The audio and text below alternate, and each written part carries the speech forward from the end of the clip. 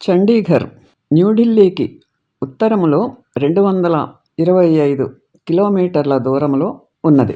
స్వతంత్ర భారతదేశంగా పరిగణించబడే అంతర్జాతీయంగా ప్రసిద్ధి చెందిన ఆర్కిడ్ కోబస్ 105లో నిర్మించారు. 52 బ్లాట్ సెక్టార్లకు సమానంగా విభజించబడిన దానిపై వేయబడినది. కార్బూసియర్ ఒక మౌడ్ ఆఫర్ మ్యాన్ తరహాలో ఈ కోవ్ను రూపొందించాడు.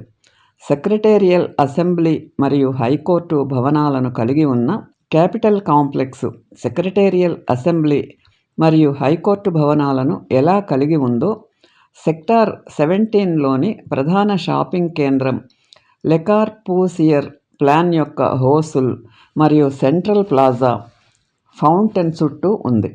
చండీగఢ్ యొక్క సంపన్న పౌరులు మంచి ఆహారం, మంచి దుస్తులను చాలా ఇష్టపడతారని సూచించే దుకాణాలతో నిర్మించబడి ఉంటుంది. ఈ సెక్టార్కు ఆనుకుని నెమ్మదిగా అలల పచ్చదనం, నగరం యొక్క లాన్స్ ఉన్నాయి. ఫిబ్రవరిలో ఉత్తమంగా ఉండే అపారమైన రోజ్ గార్డెన్ ఉంది. 1000 కంటే ఎక్కువ రకాల రంగురంగుల గులాబీలు, వంకర మార్గాలు, ఫౌంటైన్లు మరియు విశాలమైన అందంగా సంరక్షించబడిన పచ్చిక బయళ్ల మధ్య వికసిస్తూ ఉంటాయి.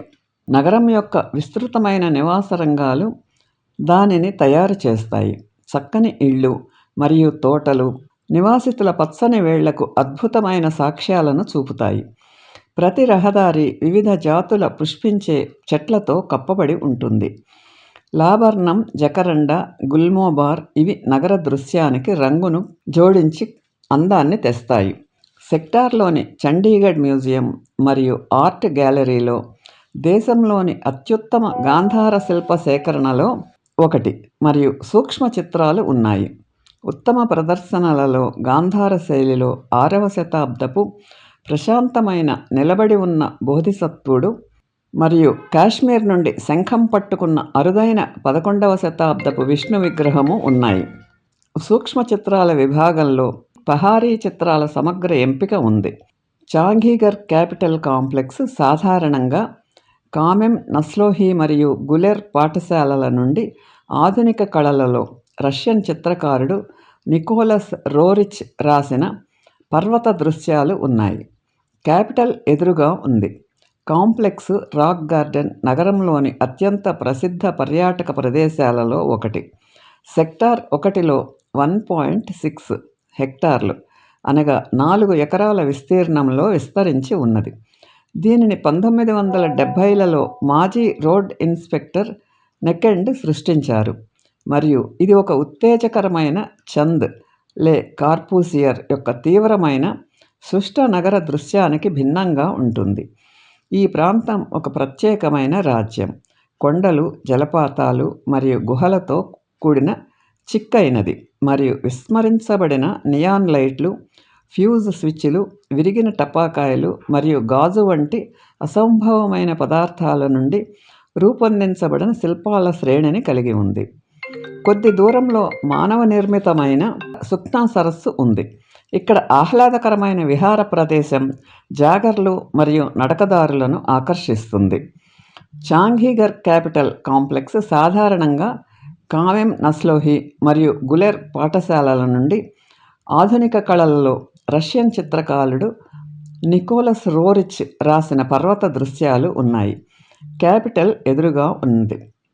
సిరామిక్ ఫిగ్ చంద్ యొక్క కొద్ది దూరంలో మానవ నిర్మిత సుఖ్నా సరస్సు ఉంది. చండీగఢ్ లె కార్బూసియర్ యొక్క క్రియాత్మక శైలి యొక్క కాల్. ఇది చండీగఢ్లోని అత్యంత అందమైన ప్రాంతాలలో ఒకటి.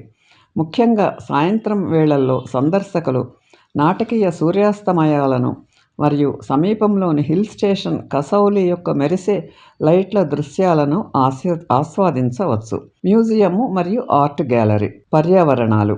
పింజోర్ చండీగఢ్కు ఉత్తరాన 22 కిలోమీటర్ల దూరంలో ఉన్న ఈ ఉద్యానవనాలను 17వ శతాబ్దంలో మొఘల్ చక్రవర్తి ఔరంగజేబు పెంపుడు సోదరుడు ఫిదాయి ఖాన్ రూపొందించారు. ఇవి మొఘల్ శైలిలో ఉన్నాయి. గోపుర మండపాలు, ఫౌంటైన్లు, నీట్ చూట్లతో నిండి ఉన్నాయి. చండీగఢ్కు పశ్చిమాన 40 కిలోమీటర్ల దూరంలో ఉన్న సంఘేల్ కుషాణ శిల్పకళ ఆసక్తికరమైన మ్యూజియంతో 2వ శతాబ్దపు బౌద్ధ స్తూపం యొక్క తవ్విన స్థలాన్ని కలిగి ఉంది. నెక్ వద్ద ఉన్న గుర్రాలు టెర్రస్లలో ఉన్నాయి. రాక్ గార్డెన్ తన పుణ్యక్షేత్రం రాజ్కుండ్లో జరిగే అద్భుతమైన ఉత్సవం క్రాఫ్ట్స్ మేళా. సూరజ్కుండ్ దేశవ్యాప్తంగా ఉన్న వ్యక్తులు చేతితో నేసిన బట్టల నుండి జానపద బొమ్మల వరకు, చండీగఢ్లోని రోజ్ ఫెస్టివల్ వరకు వైర్ వస్తువుల యొక్క అద్భుతమైన ఎంపికతో సమావేశం అవుతారు. నగరంలోని అందమైన రోజ్ గార్డెన్ పుష్ప ప్రదర్శనలు మరియు నృత్యం, సంగీతం యొక్క వారాంతపు కార్నివాల్తో ఉత్తమంగా ఉంటుంది. హోలా మొహల్లా ఉత్సవాల్లో నైపుణ్యం కలిగిన కత్తిసాము, ఆనందపూర్ సాహిబ్ హోలీ తర్వాత రోజు జరిగే ఈ ఉత్సవంలో ముఖ్యాంశం కంచె మరియు డేరా కట్టడం యొక్క అద్భుతమైన ప్రదర్శన. నిహాంగ్ సిక్కులు తమ పురాణ యుద్ధ మరియు గుర్రపు స్వారీ నైపుణ్యాలను ప్రదర్శిస్తారు. బైసాఖి వసంత విషువత్తు మరియు పంట కోత ప్రారంభాన్ని గుర్తు చేసేందుకు పంజాబ్ అంతటా గాలా ఊరేగింపులు, నృత్యాలు మరియు విందులు జరుగుతాయి.